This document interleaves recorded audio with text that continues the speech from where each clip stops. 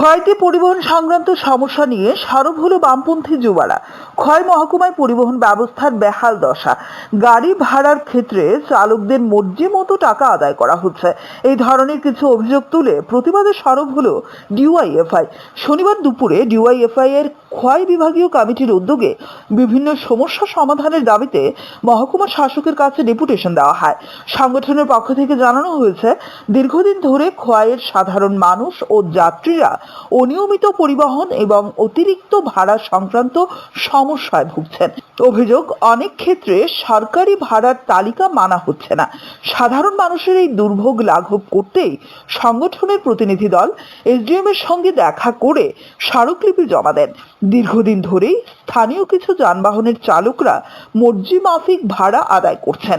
এর ফলে সাধারণ যাত্রীদের মধ্যে তীব্র ক্ষোভ বিরাজ করছে। মহকুমা শাসক এখন কি পদক্ষেপ নেন সেই অপেক্ষাতেই রয়েছেন তারা। সরকারি স্কুলগুলোতে রাত্রেবেলা চোরের দল তারা সরকারি স্কুলের তারা ভাঙচুর করে তারা সরকারি জিনিসপত্র লুটপাট করতে শুরু এখন বিগত এক মাসে প্রায় 5 থেকে 6টা স্কুলে এরকম জানি আমরা একটু যার সঙ্গে যোগাযোগ করছি।